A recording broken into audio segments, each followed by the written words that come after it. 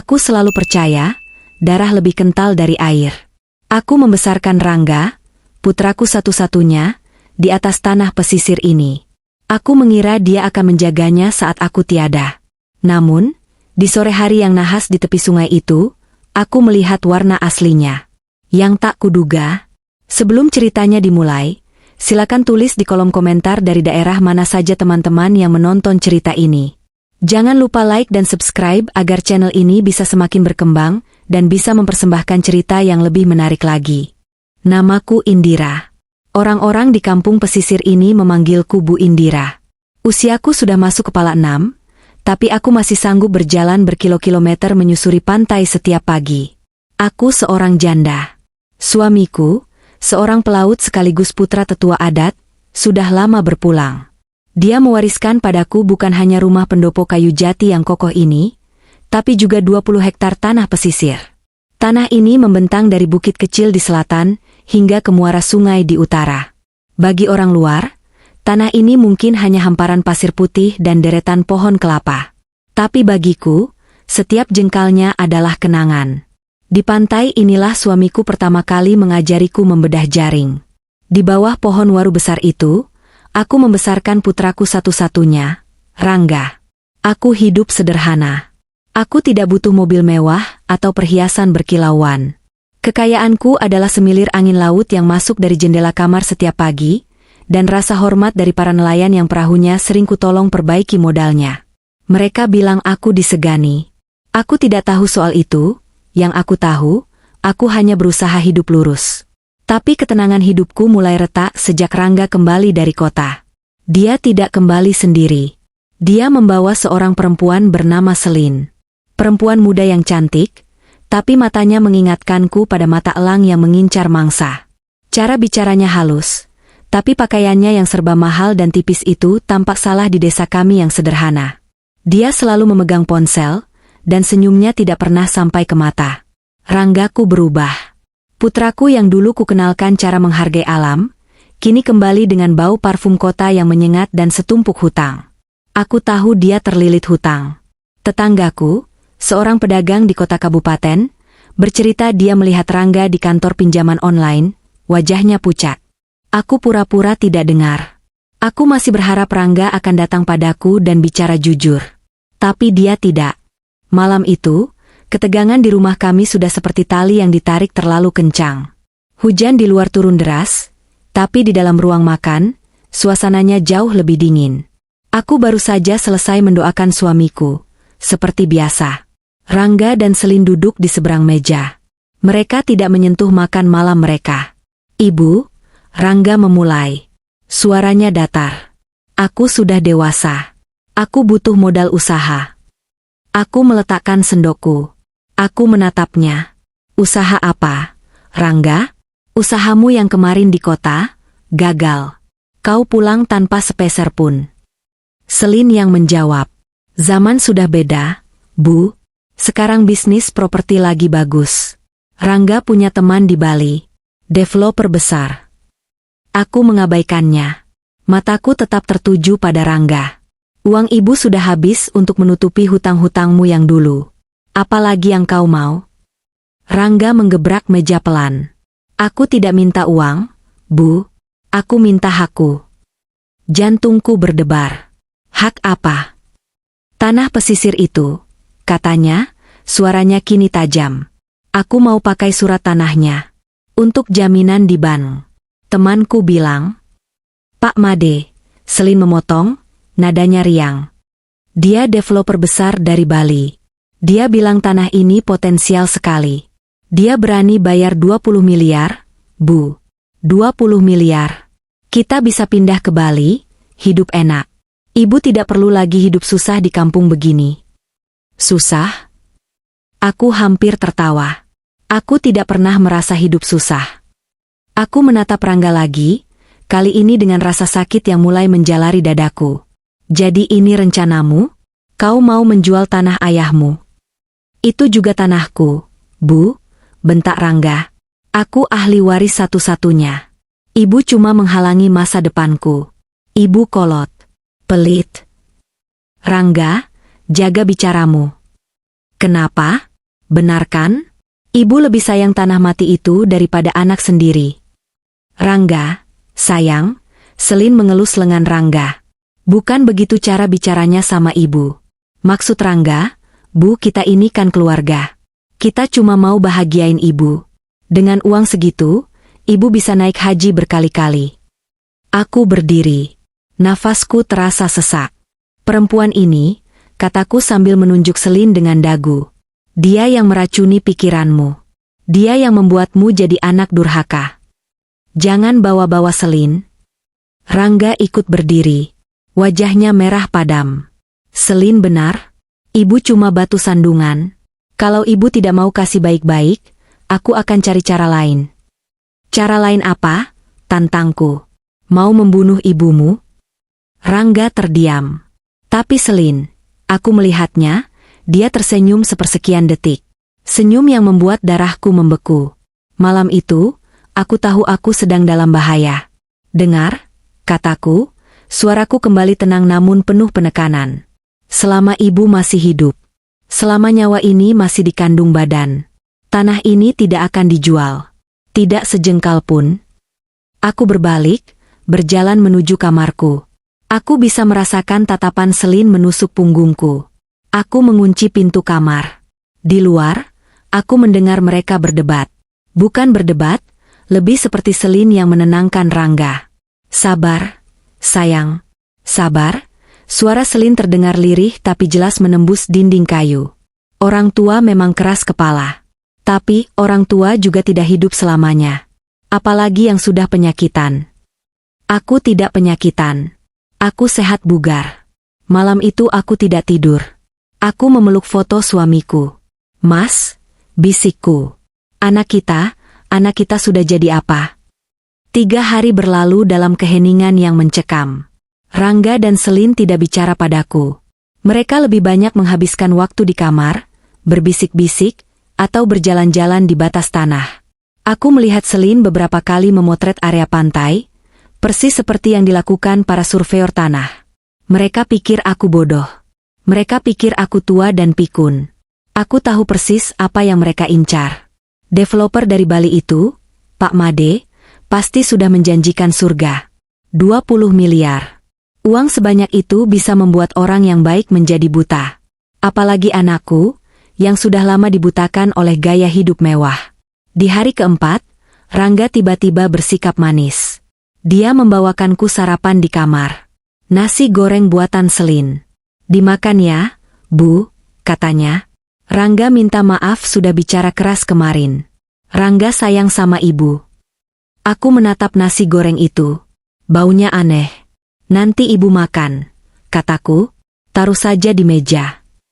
Saat dia keluar, aku membungkus nasi goreng itu dengan plastik dan membuangnya ke tempat sampah di belakang rumah. Nanti akan kuberikan pada anjing tetangga. Kalau anjing itu mati, berarti dugaanku benar. Tapi aku tidak sempat melakukannya. Sore itu, mendung menggantung rendah. Aku memutuskan untuk berjalan-jalan ke tempat biasa. Kebiasaan yang kulakukan sejak muda, berjalan di tepi sungai, di batas utara tanahku. Airnya sedang deras karena hujan beberapa hari terakhir. Aku hanya ingin mencari ketenangan. Menjauh dari aura negatif di rumah. Aku berjalan pelan, menikmati udara yang basah. Aku sampai di area bebatuan yang agak licin. Aku selalu berhati-hati di sini. Tiba-tiba, aku mendengar suara. Dia di sana. Suara Selin. Aku berbalik. Jantungku melompat. Rangga dan Selin berdiri sekitar 10 meter di belakangku. Aku tidak mendengar mereka mengikutiku. Rangga? Selin? Sedang apa kalian di sini? Tanyaku, suaraku bergetar. Ibu, Rangga berjalan mendekat. Wajahnya sulit kubaca. Kami cuma mau bicara. Sekali lagi. Soal tanah itu. Sudah ibu bilang, Rangga? Tidak. Ibu, kumohon. Rangga tampak putus asa. Mereka akan menjebloskanku ke penjara kalau aku tidak bayar hutang minggu ini. Hutang apa? Hutang judi, Bu. Banyak. Aku pakai uang pinjaman online untuk judi. Dan aku kalah. Jadi ini masalahnya. bukan modal usaha. Rangga, aku menggelengkan kepala. Kenapa jadi begini, nak? Sudah tidak ada waktu untuk itu. Selin maju. Matanya menyala-nyala. Tua bangka, berikan saja suratnya. Kau mau lihat anakmu di penjara? Selin, jaga mulutmu. Kenapa? Dia memang harus disadarkan. Selin menarik lengan Rangga. Sayang, tidak ada cara lain. Dia tidak akan pernah setuju. Apa maksudmu? Tanyaku, mundur selangkah. Kakiku menyentuh tepi batu yang licin. Maksud kami, kata Selin, melangkah maju. Kalau ibu tidak ada, Rangga otomatis jadi ahli waris. Benar kan, notaris? Dia seperti bertanya pada angin. Selin jangan, Rangga terdengar ragu. Jangan apa, Rangga? Jangan jadi miskin? Jangan masuk penjara? Aku tidak mau. Selin menatapku. Maaf, Bu. Ibu sudah hidup cukup lama. Dia maju cepat. Aku tidak menduganya. Dia tidak mendorongku dengan keras. Dia hanya menyenggol bahuku saat aku sedang tidak seimbang. Awas Bu, teriaknya. Tapi itu bukan peringatan. Itu adalah pengumuman. Aku tergelincir di atas lumut. Kakiku kehilangan pijakan. Aku jatuh. Dunia berputar. Kepalaku terbentur sesuatu yang keras di belakang. Aku rasa itu batu yang sama tempatku berpijak tadi. Rasa sakit yang tajam menjalar, lalu seketika disusul rasa dingin yang menusuk. Aku tercebur ke sungai. Arusnya deras. Jauh lebih deras dari yang terlihat dari tepian. Air keruh langsung memenuhi mulut dan hidungku. Aku coba berteriak, tapi yang keluar hanya gelembung udara. Aku menggapai-gapai. Selendang batikku, selendang kesayangan pemberian almarhum suamiku, tersangkut sesaat di akar di tepi sungai, sebelum akhirnya terlepas dan ikut hanyut bersamaku. Dalam sepersekian detik yang terasa seperti keabadian, aku melihat ke atas. Ke tepian. Di sana, di antara gerimis yang mulai turun, aku melihat siluet mereka. Rangga dan Selin. Mereka berdiri mematung. Mata kami bertemu. Mata anakku. Aku melihat dia mengambil satu langkah maju. Tangannya terulur. Sepersekioan detik, aku melihat keraguan di wajahnya. Dia ingin menolongku. Putraku masih ada di sana. Rangga, tolong. Aku menjerit dalam hati. Tapi sebuah tangan lain, tangan Selin yang lentik dan berkuku merah, menarik lengan Rangga. Menahannya. Jangan, aku bisa membaca gerak bibir Selin. Biarkan saja. Ini takdir. Ini jalan kita. Rangga berhenti. Dia menarik tangannya kembali. Dan mereka hanya menonton. Mereka menonton ibu mereka, perempuan yang melahirkannya, perempuan yang menyusuinya, tenggelam di telan arus sungai yang ganas. Rasa sakit di kepalaku kini tergantikan oleh rasa sakit di dadaku. Ini bukan rasa sakit fisik. Ini adalah kehancuran. Pengkhianatan paling ultim. Anakku. Anakku membiarkanku mati. Air menarikku ke bawah. Semuanya menjadi gelap dan dingin. Kesadaranku mulai memudar. Pikiran terakhirku adalah wajah suamiku. Mas, maafkan aku. Aku gagal menjaga Rangga. Lalu semuanya hitam. Entah berapa lama aku pingsan. Aku terbangun karena rasa sakit yang luar biasa di dadaku. Aku batuk. Air sungai yang kotor menyembur dari mulutku. Aku di mana? Aku terdampar. Tubuhku tersangkut di antara tumpukan akar bakau di hilir sungai, jauh dari desa. Tempat ini berlumpur dan berbau busuk. Tapi aku hidup. Aku batuk lagi, mengeluarkan sisa air. Kepalaku berdenyut hebat. Saat aku menyentuhnya, tanganku berlumuran darah. Tapi aku masih bisa berpikir. Aku diselamatkan oleh akar-akar ini. Aku mencoba berdiri, tapi kakiku terlalu lemah. Aku merangkak. Aku harus menjauh dari air. Aku menyeret tubuh tuaku ke daratan yang sedikit lebih kering. Aku kedinginan. Gigiku gemeletuk. Aku harus kembali. Aku harus kembali dan menghadapi anak durhaka itu. Tidak. Jika aku kembali sekarang, dalam keadaan basah kuyup dan terluka, apa yang akan terjadi? Mereka akan melihatku. Mereka akan kaget. Dan Selin perempuan itu, Dia akan menyelesaikan pekerjaannya. Dia akan memastikan aku benar-benar mati kali ini. Tidak. Aku tidak bisa kembali ke rumah. Belum. Aku harus bersembunyi. Dengan sisa tenaga yang kumiliki, aku merangkak menjauhi sungai. Aku tahu di balik hutan bakau ini, ada gubuk tua milik Mang Ujang, pencari ikan yang jarang pulang. Tapi dia sering meninggalkan perbekalan di sana. Aku harus sampai ke sana. Perjalanan yang biasanya hanya 30 menit berjalan kaki, terasa seperti berhari-hari. Aku merangkak, tersandung, dan jatuh. Setiap gerakan mengirimkan rasa sakit ke seluruh tubuhku. Tapi amarah membuatku terus maju. Bayangan Rangga yang berdiri diam saat aku tenggelam terus terputar di kepalaku. Saat fajar hampir menyingsing, aku sampai di gubuk itu. Kosong, seperti dugaanku. Ada satu sarung kering yang tergantung, sebotol air minum, dan sedikit beras. Syukurlah. Aku membersihkan lukaku dengan air minum. Aku berganti pakaian dengan sarung kering itu. Lalu aku membaringkan tubuhku di balai-balai kayu. Aku harus menyusun rencana. Sementara itu, di desa, drama palsu pasti sudah dimulai. Aku membayangkannya dengan jelas. Rangga berlari kembali ke desa, tapi tidak terlalu cepat. Dia harus mengatur napasnya agar terdengar panik, bukan lega. Ibu, ibuku, teriaknya di tengah lapangan desa. Tolong, ibuku hanyut di sungai. Warga desa pasti terkejut. Mereka akan berbondong-bondong berlari ke sungai. Pak Wira, tetua adat yang juga sahabat almarhum suamiku, pasti akan memimpin pencarian. Di mana tepatnya, Rangga? Tanya Pak Wira. Di sana, Pak. Di bebatuan. Ibu terpeleset. Arusnya deras sekali. Rangga pasti menangis. Air mata buaya. Mereka akan menyusuri sungai. Tapi mereka mencari di tempat yang salah. Rangga akan mengarahkan mereka. Mungkin ke hulu. Mungkin tersangkut di sana, padahal dia tahu aku hanyut ke hilir. Lalu, Selin akan memainkan perannya. Dia akan menemukan selendangku. Selendang batik yang kulepas tadi, yang kusangkutkan di batu. Tidak. Selendang yang Selin ambil dari tanganku saat aku jatuh. Ini selendang ibu. Jeritnya, lalu dia akan pura-pura pingsan di pelukan Rangga. Drama yang sempurna.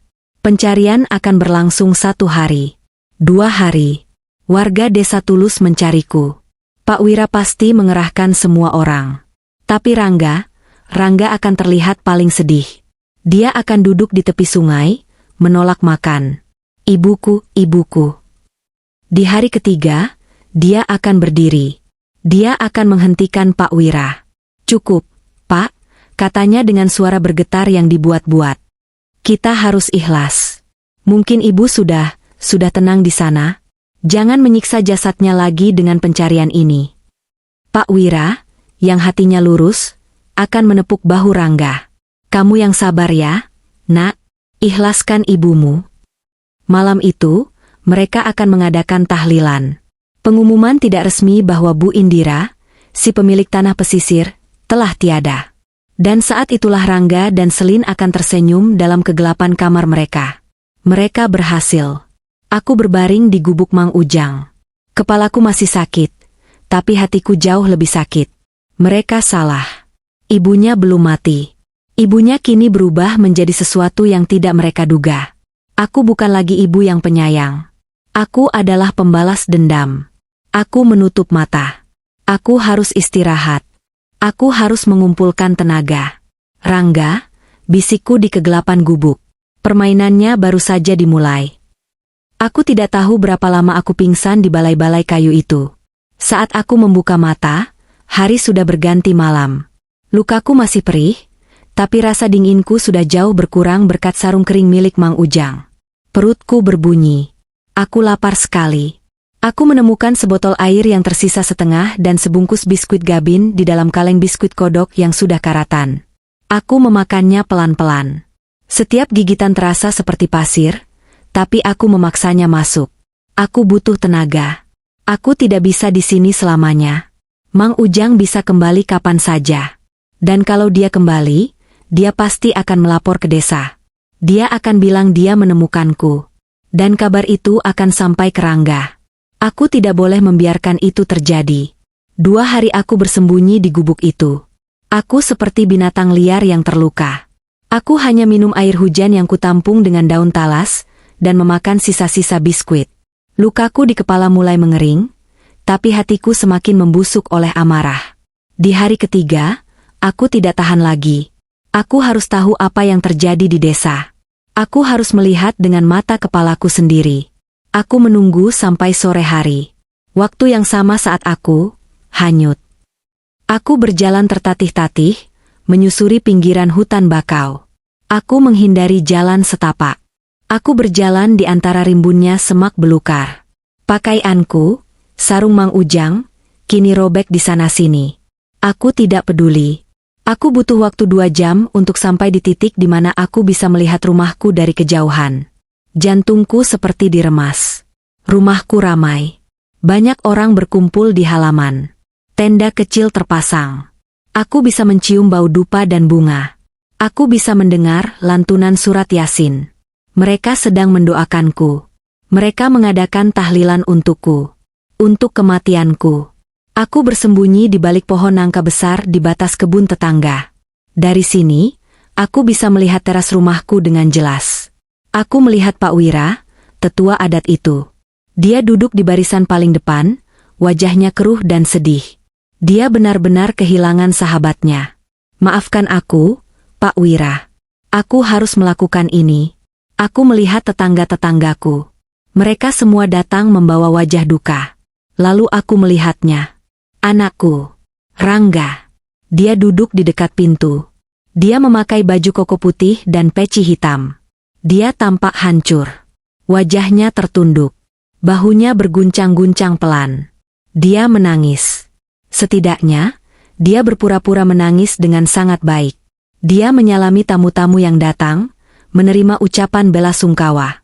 Dia tampak seperti anak yang berbakti dan patah hati. Di mana Selin? Aku tidak melihatnya di teras.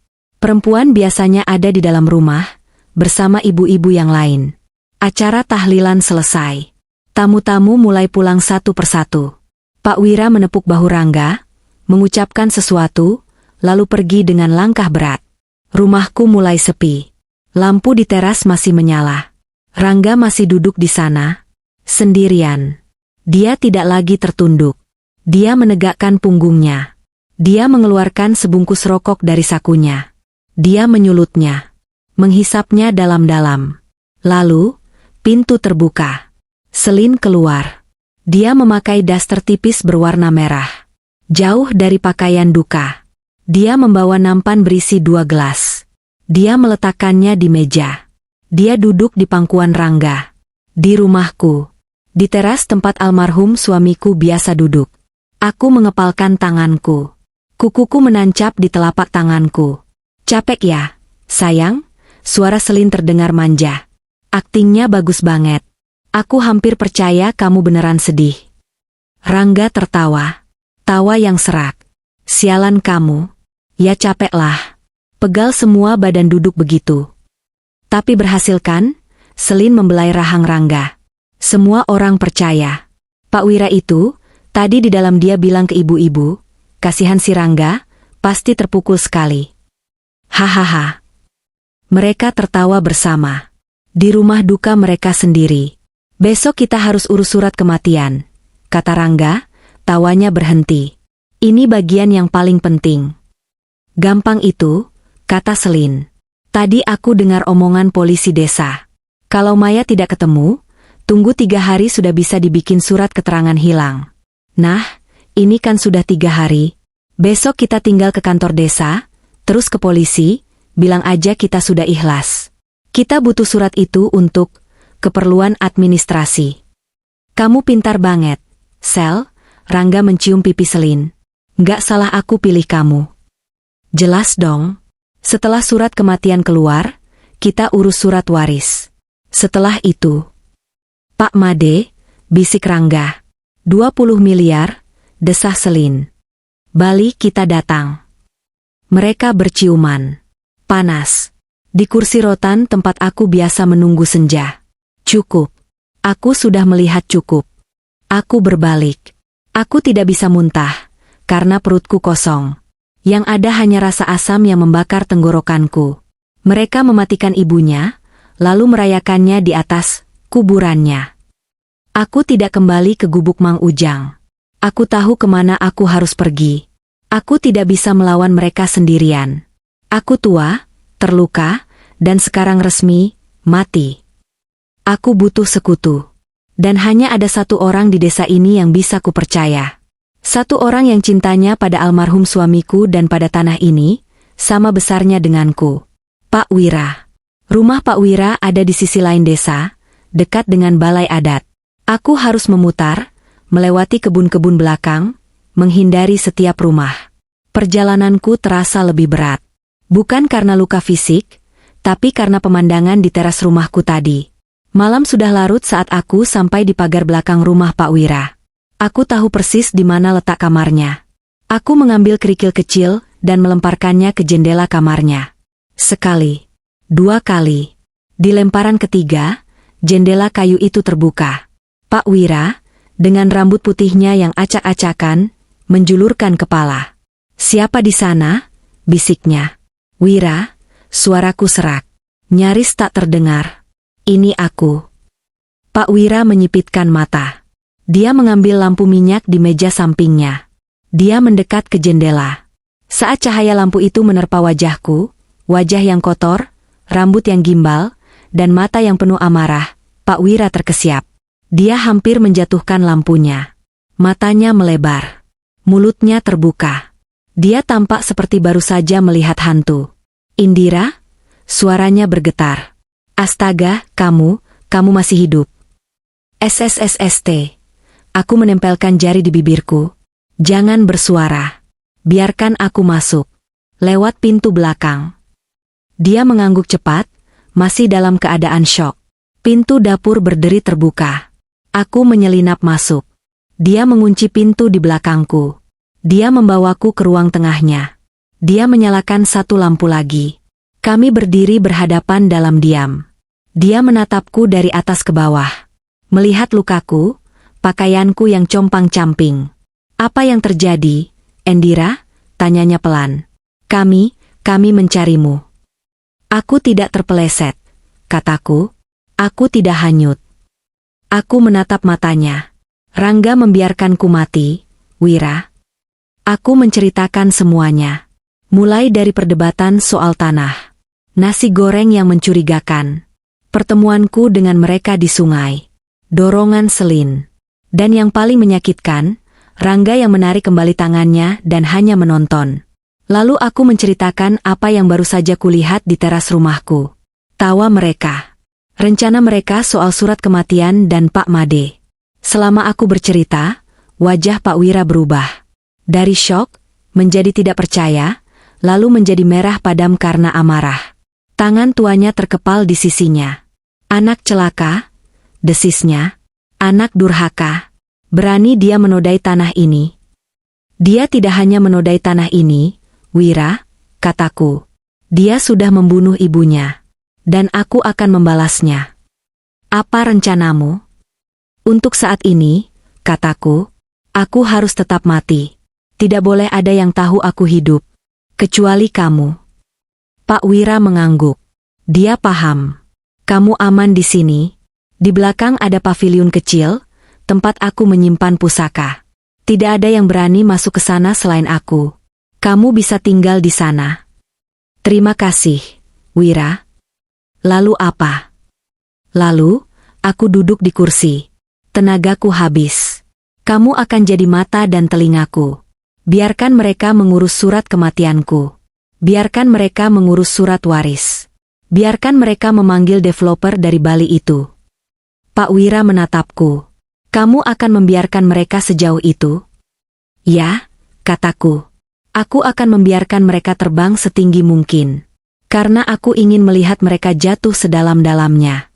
Aku ingin menangkap mereka basah. Aku ingin mengambil semuanya kembali, tepat saat mereka pikir mereka sudah memiliki segalanya." Mata Pak Wira berkilat. "Aku mengerti. Mulai malam ini, Indira sudah tiada.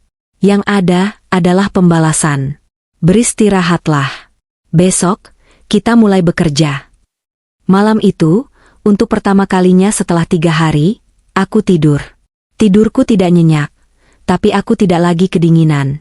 Yang menghangatkanku adalah api dendam yang mulai menyala, lebih panas dari api manapun. Aku pindah ke paviliun belakang rumah Pak Wira. Itu adalah sebuah bangunan kayu kecil yang terpisah dari rumah utama, tersembunyi di balik rimbunnya pohon sawo. Di dalamnya hanya ada satu tempat tidur kayu, satu lemari, dan satu meja. Baunya apek, penuh dengan pusaka-pusaka lama, keris, tombak, dan gulungan-gulungan lontar. Ini adalah benteng baruku. Pak Wira membawakanku obat-obatan tradisional untuk lukaku. Dia membawakanku pakaian bersih milik almarhumah istrinya. Dan yang terpenting, dia membawakanku informasi. Setiap malam, setelah dia selesai dengan urusannya sebagai tetua adat, dia akan datang ke paviliun. Dia akan duduk di kursi kayu kecil, dan aku akan duduk di tepi tempat tidur, mendengarkan laporannya. Seperti yang kamu duga, Endira, katanya di malam pertama. Rangga dan perempuan itu datang ke balai desa pagi tadi. Lalu, tanyaku. Mereka bertemu Pak Lurah. Mengatakan mereka sudah ikhlas. Mereka bilang, mereka tidak ingin merepotkan warga untuk mencari mayatmu lebih lama lagi. Bagus sekali sandiwaranya, desisku. Mereka minta surat keterangan kematian, lanjut Pak Wira. Pak Lurah tentu saja bingung. Prosedurnya tidak begitu. Kalau tidak ada mayat, butuh putusan pengadilan untuk menyatakan seseorang meninggal. Rangga pasti tidak tahu itu, kataku. Dia tidak tahu. Tapi perempuan itu, Pak Wira menggeleng. Perempuan itu licik. Dia bilang, Pak Lurah, kami ini kan korban. Kami sedang berduka. Masa Bapak mau mempersulit kami? Kami cuma butuh surat itu untuk mengurus, ya tahu sendirilah, Pak. Asuransi dan lain-lain. Asuransi. Tentu saja. Mereka memikirkan semuanya. Pak Lurah tidak mau. Dia bersikeras pada aturan. Lalu mereka gagal? Belum, kata Pak Wira. Mereka keluar dari kantor lurah dengan wajah kesal. Aku mengikuti mereka. Mereka tidak pulang. Mereka pergi ke warung kopi di perempatan. Menunggu seseorang. Siapa? Rudi, kata Pak Wira. Kamu kenal Rudi? Petugas dari kantor kecamatan. Yang suka main perempuan dan judi itu. Aku mengangguk. Tentu saja aku kenal. Oknum. Tangan-tangan kotor yang selalu ada di setiap tempat. Mereka bicara di pojok warung. Aku pura-pura minum kopi di meja lain. Aku tidak bisa dengar jelas, tapi aku melihat Rangga menyelipkan amplop tebal ke tangan Rudi. Uang suap, kataku. Pasti. Setelah itu, Rudi mengangguk-angguk. Dia bilang, gampang itu. Kalian tidak perlu surat dari lurah. Kalian kan saksi mata. Kalian lihat ibumu hanyut. Bikin saja surat pernyataan disaksikan 2 saksi. Nanti aku yang proses di kecamatan. Besok lusa beres. Jantungku berdebar kencang. Semudah itu mereka membeli hukum. Siapa 2 saksinya? Tanyaku. Itu masalahnya, kata Pak Wira. Mereka butuh 2 saksi selain mereka sendiri. Rudi bilang begitu. Mereka tidak akan dapat. Tidak ada yang melihat kejadian itu selain mereka. Mereka akan cari. Dan benar saja. Keesokan harinya, Pak Wira datang dengan kabar baru. Rangga dan Selin mendatangi 2 orang nelayan, Jaya dan Komar. 2 nelayan ini kebetulan punya utang budi pada almarhum suami Pak Wira, tapi mereka juga punya utang di warung. Rangga menjanjikan mereka uang. 5 juta per orang, lapor Pak Wira. Hanya untuk tanda tangan di atas meterai. Bilang bahwa mereka melihat dari kejauhan, Bu Indira terpeleset saat cuaca buruk. Mereka mau? Tanyaku, cemas. Jaya menolak. Dia takut kualat. Dia langsung melapor padaku. Syukurlah. Lalu Komar? Wajah Pak Wira muram. Komar anaknya sedang sakit. Dia butuh uang. Dia menerima tawaran Rangga. Aku memejamkan mata. 1 saksi palsu sudah didapat. 1 lagi. Selin, kata Pak Wira. Perempuan itu. Dia menemukan orang lain. Sopir ojek langganannya di kota. Orang yang tidak kenal kamu. Tidak kenal siapa-siapa di desa ini. Dibayar 10 juta untuk datang dan tanda tangan. Jadi begitu. Dengan uang suap untuk Rudi, dan uang bayaran untuk 2 saksi palsu, semuanya lancar. 3 hari kemudian, Pak Wira membawa selembar kertas. Itu adalah fotokopi. Di atasnya ada kop surat kantor kecamatan. Surat keterangan kematian. Atas nama, Indira binti, nama ayahku. Sebab kematian, kecelakaan. Hanyut di sungai. Waktu kematian, 3 hari yang lalu. Aku resmi mati di mata hukum. Dibunuh oleh anakku sendiri, di atas lembar kertas yang dibeli dengan uang. Mereka tidak buang waktu, Indira, kata Pak Wira. Pagi ini, surat itu keluar. Siang ini, Rangga langsung mendaftarkan permohonan surat keterangan waris di pengadilan agama. Dia ahli waris tunggalku, kataku, prosesnya akan cepat. Sangat cepat. Apalagi Rudi sudah mengawal berkasnya. Amarahku sudah lewat. Yang tersisa kini hanya rasa dingin. Rasa dingin yang menusuk, tapi membuat pikiranku jernih. Bagus, kataku. Biarkan dia dapatkan surat waris itu. Biarkan dia merasa jadi raja. Lalu apa, Indira? Setelah dia dapat surat waris, dia akan mengurus balik nama sertifikat tanah. Aku tahu. Dan saat sertifikat itu sudah atas namanya, dia akan memanggil developer dari Bali itu. Kita harus hentikan dia, kata Pak Wira. Tidak. Bukan sekarang. Aku berdiri. Aku berjalan ke arah tumpukan pusaka. Aku menyentuh gagang keris peninggalan suamiku. Selama ini aku hidup sebagai ibu. Penuh kasih sayang dan pemaafan. Tapi Indira yang itu sudah mati. Dihanyutkan di sungai. Aku berbalik menatap Pak Wira. Sekarang, aku harus berpikir seperti mereka. Aku harus berpikir licik. Kita butuh bukti yang tidak bisa dibantah, Wira. Kita punya kesaksian Jaya, kata Pak Wira. Dan aku punya kerabat yang kerja di kantor kecamatan. Dia yang diam-diam mengambil fotokopi surat kematian ini. Dia curiga karena prosesnya terlalu cepat. Dia siap bersaksi soal amplop yang diterima Rudi. Itu bagus. Tapi masih lemah.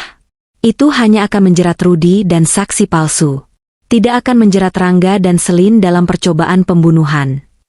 Lalu apa yang kamu mau? Aku mau mereka mengaku, kataku.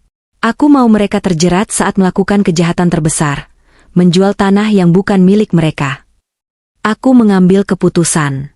Wira, aku butuh bantuan dari luar. Siapa? Kapolsek baru di kota kabupaten. Namanya Bramantio. Dia teman lama almarhum suamiku. Dulu mereka satu angkatan saat tes tentara, tapi suamiku tidak lulus dan Bramantio jadi polisi. Dia orang lurus. Dia punya utang budi pada suamiku. Bramantio, Pak Wira mengangguk. Aku kenal dia. Orang baik. Hubungi dia. Tapi jangan pakai telepon. Temui dia diam-diam. Ceritakan semuanya. Bilang padanya, ini bukan hanya soal pemalsuan surat. Ini soal percobaan pembunuhan dan mafia tanah. Bilang padanya, aku, Indira, masih hidup. Dan aku butuh bantuannya untuk menjebak mereka. Dan satu lagi, kataku, cari pengacara terbaik di kota. Yang paling galak. Yang tidak takut berhadapan dengan developer besar. Aku punya sisa tabunganku di bank yang Rangga tidak tahu. Kita akan pakai itu. Pak Wira menatapku lama. Kamu sudah siap untuk perang ini, Indira? Perang ini sudah dimulai sejak mereka membiarkanku tenggelam, Wira. Selagi Pak Wira pergi ke kota untuk menjalankan misiku, aku menunggu di paviliun. Hidupku seperti di dalam penjara. Siang hari aku berdiam diri. Malam hari aku berjalan-jalan di kebun belakang rumah Pak Wira, seperti hantu. Seminggu berlalu. Pak Wira kembali dengan kabar. Rangga berhasil. Surat keterangan waris sudah di tangannya. Dia juga sudah berhasil membalik nama sertifikat tanah di kantor pertanahan. Tentu saja, dengan bantuan, pelicin, dari Rudi yang jaringannya ada di mana-mana. Sertifikat tanah seluas 20 hektar itu kini resmi atas nama Rangga. Tadi pagi, lapor Pak Wira, aku melihat Rangga di kantor pos. Dia mengirim paket kilat khusus ke Denpasar, Bali. Dia mengirim salinan sertifikatnya ke Pak Made, tebakku, dan aku mendengar dia bicara di telepon dengan Selin. Keras sekali, dia tampak gembira. Dia bilang, Pak Made senang sekali. Minggu depan dia terbang ke sini. Kita akan tanda tangan di rumah. Siapkan perayaan. Aku tersenyum. Senyum pertamaku setelah berhari-hari. Bagus, kataku. Minggu depan. Pesta akan segera dimulai. Kapolsek Bramantio dan pengacaramu juga akan datang ke pesta itu, kata Pak Wira, ikut tersenyum. Mereka sudah tidak sabar. Biarkan mereka menyiapkan pulpen terbaik mereka, Wira, kataku, sambil memandang keluar jendela, ke arah rumahku yang sudah bukan rumahku lagi. Karena tepat saat pulpen itu hampir menyentuh kertas, pestanya akan benar-benar dimulai. Minggu-minggu di paviliun belakang rumah Pak Wira terasa seperti setahun. Siang hari aku habiskan dengan diam, mendengarkan suara-suara desa yang terasa begitu jauh. Suara anak-anak bermain, suara nelayan pulang melaut. Kehidupan berjalan normal, seolah-olah aku tidak pernah ada. Tapi di malam hari, saat Pak Wira datang ke paviliun dengan membawa rantang berisi makanan dan segudang informasi, duniaku kembali berputar. Dia sudah menelepon orang Bali itu, Endira, lapor Pak Wira di suatu malam, suaranya pelan dan marah. Aku menyuruh Jaya, si nelayan yang menolak uangnya itu, untuk pura-pura mangkal di warung telepon umum. Jaya mendengar Rangga tertawa-tawa. Dia bilang, sertifikat sudah beres, Pak Made. Bersih atas nama saya. Kapan Bapak mau bawa ceknya? Aku mengepalkan tanganku di atas selimut tipis. Apa kata orang Bali itu? Dia akan datang. Minggu depan. Dia tidak mau buang waktu. Dia bilang dia akan bawa timnya. Pengacara, notaris, dan surveyor. Dia mau urusan ini selesai dalam 1 hari. Bagus, desisku. Semakin cepat, semakin baik. Waktu berjalan. Dan kabar-kabar yang dibawa Pak Wira semakin hari semakin menyayat hatiku. Rangga dan Selin tidak lagi bersembunyi. Mereka tidak lagi berpura-pura berduka. Tadi siang, kata Pak Wira di hari lain, mereka ke kota kabupaten. Pakai mobilmu. Rangga yang menyetir. Mereka belanja besar. Aku menyuruh keponakanku yang jadi tukang ojek untuk membuntuti mereka. Mereka beli baju-baju pesta. Gaun-gaun mahal. Selin bahkan beli koper baru. 2. Ukuran paling besar. Aku tahu apa arti koper itu. Mereka tidak berencana tinggal. Mereka akan kabur. Seperti yang kuduga. Mereka juga mampir ke biro perjalanan. Lanjut Pak Wira. Keponakanku pura-pura tanya paket umroh. Dia dengar Selin bertanya soal tiket ke Singapura. Tiket satu arah. Mereka benar-benar akan meninggalkanku. Meninggalkan desa ini. Meninggalkan semua hutang dan jejak kejahatan mereka. Pergi dengan uang 20 miliar. Tapi yang paling menghancurkanku adalah kabar di hari berikutnya. Malam itu Pak Wira datang dengan wajah yang lebih kelam dari biasanya. Dia meletakkan rantang di meja tanpa bicara. Ada apa, Wira? Tanyaku. Dia duduk. Menarik napas panjang. Endira, kamu harus kuat. Ini berat. Katakan saja. Mereka merombak rumahmu. Napasku tercekat.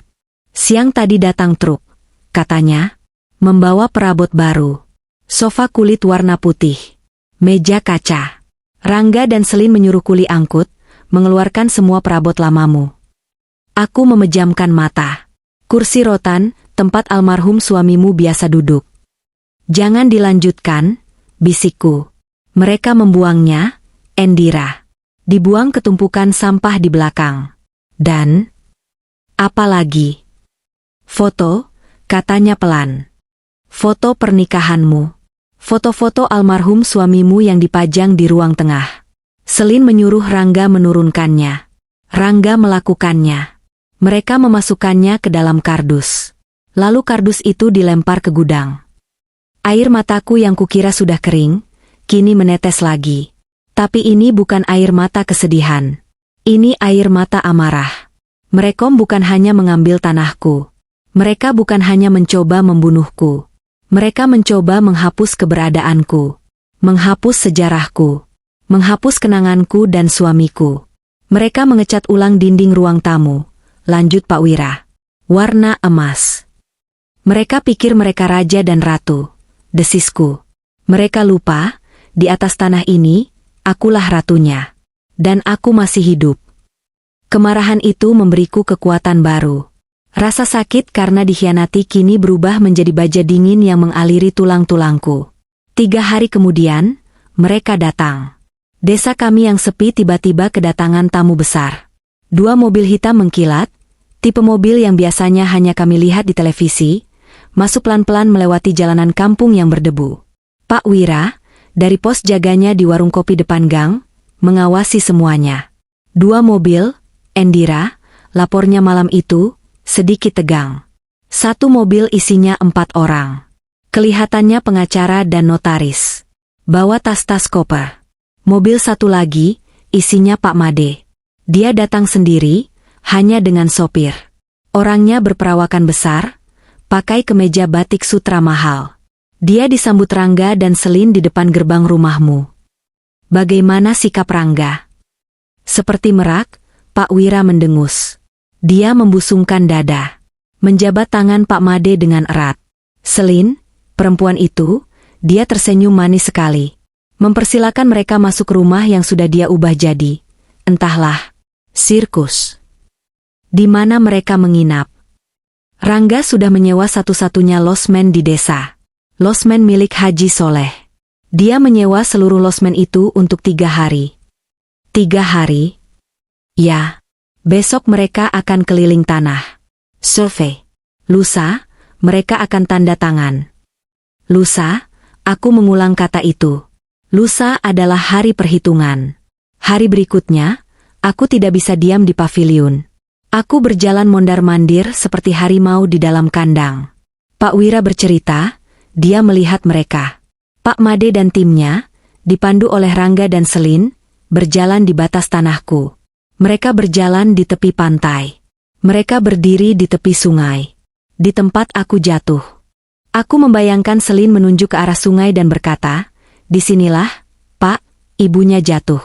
Kasihan. Mungkin dia tertawa kecil setelah mengatakannya. Rangga bertingkah seperti tuan tanah baru. Dia menunjuk ke sana-sini. "Di sini nanti kita bangun resor, Pak. Di sana villa-villa pribadi." Dia menjual kenangan masa kecilnya sendiri. Malam itu, Pak Wira membawa kabar terakhir. "Aku berhasil menyadap obrolan mereka," kata Pak Wira. "Aku menyuruh anak buah Haji Soleh menempelkan kupingnya di dinding kamar losmen." "Apa kata mereka?" "Sudah beres. Besok pagi, jam 10. Di rumahmu." Notaris sudah siapkan semua suratnya.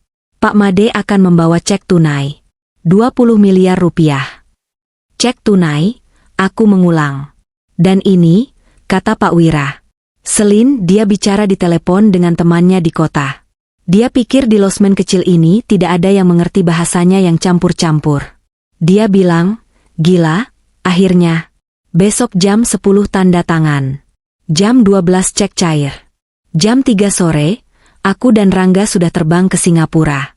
Bye-bye Indonesia." Semuanya sudah jelas.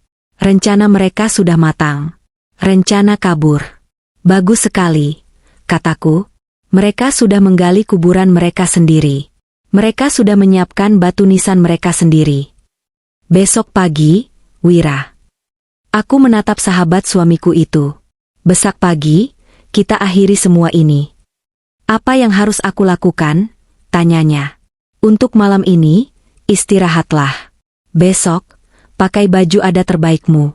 Karena besok," kataku, "kamu akan jadi saksi kebangkitan." Subuh itu, aku tidak tidur. Aku sudah mandi dan bersuci. Aku memakai kebaya terbaikku yang diselamatkan Pak Wira dari lemari di rumahku, sebelum Rangga sempat membuangnya. Kebaya katun sederhana berwarna biru tua, warna laut saat teduh.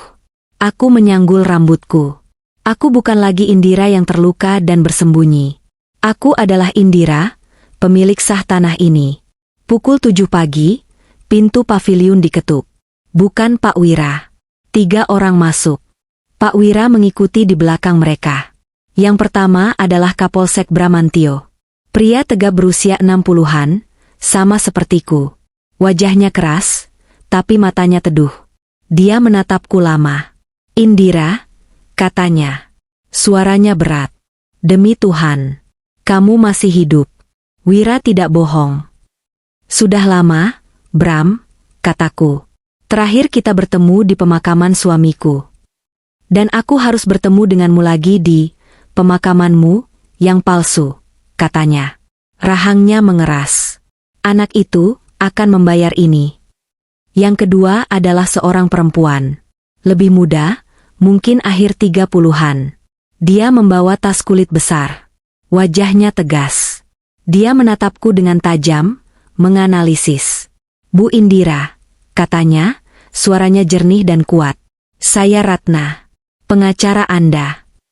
Terima kasih sudah datang, kataku. Ketiga orang itu, Pak Wira, Kapolsek Bramantio, dan Bu Ratna, duduk di kursi kayu kecil. Aku duduk di tepi tempat tidur.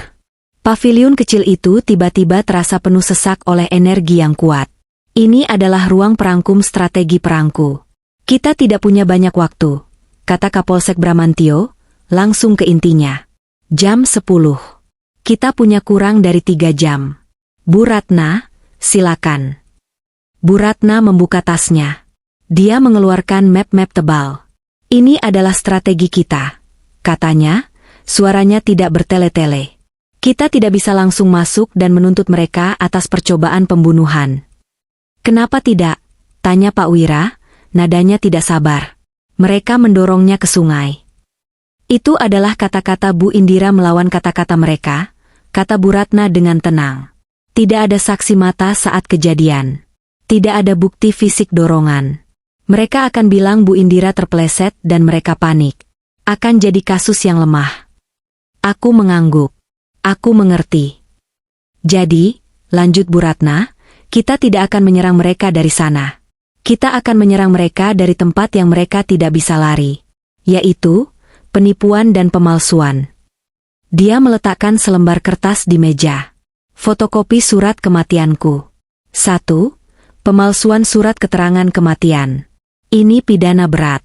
Kita punya saksi Rudi dari kecamatan yang sudah kita amankan tadi malam. Kapolsek Bramantio tersenyum tipis.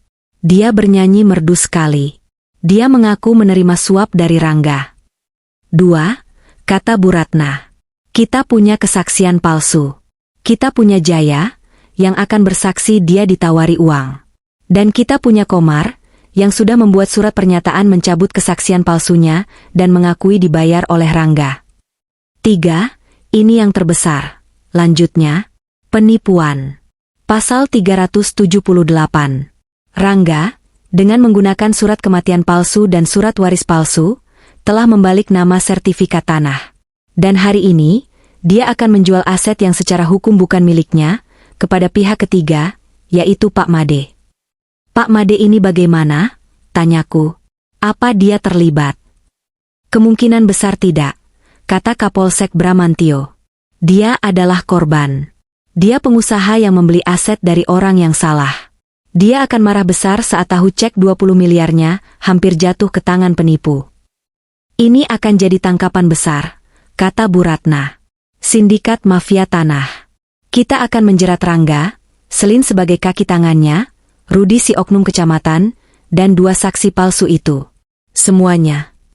Bagus, kataku. Bagaimana rencananya di lapangan? Kapolsek Bramantio mengambil alih. Tim saya sudah di lokasi. 4 petugas berpakaian preman. 2 orang berpura-pura sebagai nelayan yang memperbaiki jaring di pantai, dekat rumah Anda. 2 orang lagi memantau dari warung di depan gang. Jam 9.30. Lanjutnya, tim saya akan masuk. Mereka akan berpura-pura sebagai staf tambahan dari notaris, atau asisten Pak Made. Mereka akan mengamankan perimeter di dalam rumah. Rangga tidak akan curiga. Pak Wira, Kapolsek Bramantio menatap sahabatku. Anda akan masuk jam 9.45. Seperti rencana. Anda adalah tetua adat. Anda berhak hadir dalam setiap transaksi tanah di wilayah ini. Rangga tidak akan berani mengusir Anda. Aku akan di sana, kata Pak Wira, tangannya memegang gagang keris kecil yang terselip di pinggangnya. Bu Ratna akan datang bersama Anda, kata Kapolsek. Sebagai juru catat adat. Bawa semua dokumen aslinya, Bu. Sudah siap, kata Bu Ratna, menepuk tasnya. Sertifikat asli atas nama Bu Indira, kartu keluarga, surat nikah, semua bukti kepemilikan yang sah. Lalu, Kapolsek Bramantio menatapku. Tinggal Anda, Indira. Aku akan datang, kataku. Indira, ini bahaya, kata Pak Wira. Saya sarankan jangan, kata Kapolsek Bramantio. Biarkan kami yang bekerja. Emosi Anda bisa mengganggu jalannya operasi. Aku menghargai kekhawatiran kalian, kataku tenang. Tapi kalian salah. Ini bukan soal emosi. Ini soal keadilan. Dan keadilan harus terlihat. Aku menatap mereka satu persatu. Kalian menangkapnya atas dasar penipuan. Itu benar. Tapi aku mau dia melihat apa yang telah dia lakukan. Aku mau dia melihatku. Aku mau dia melihat ibunya yang dia kira sudah jadi santapan ikan di dasar sungai, berdiri tegak. Ini bukan soal balas dendam pribadi, lanjutku. Ini adalah penutup.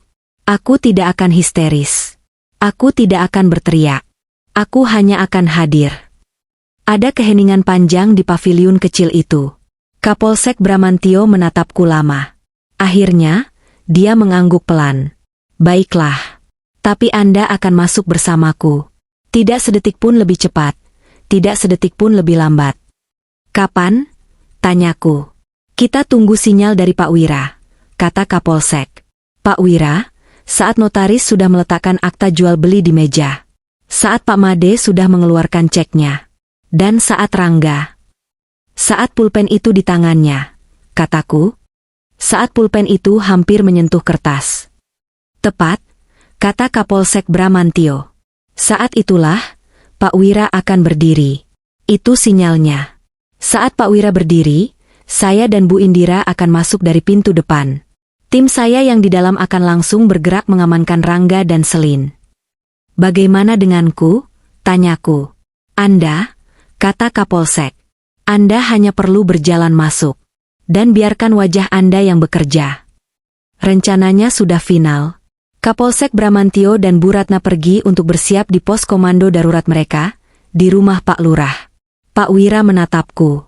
Kamu siap, Indira? Aku berdiri. Aku merapikan kebaya biruku. Aku menyentuh sanggulku. Rambutku tidak lagi berantakan. Mataku tidak lagi bengkak karena menangis. Mataku tajam, jernih, dan dingin. Aku sudah siap sejak mereka menarik tangan mereka kembali di tepi sungai itu. Wira. Ayo, kataku. Kita ambil kembali rumah kita. Pukul 9.50 pagi. Aku berdiri di balik rimbunan pohon mangga di ujung jalan, di samping Kapolsek Bramantio. Jantungku tidak berdebar kencang. Aneh. Jantungku terasa tenang, dingin, dan mantap.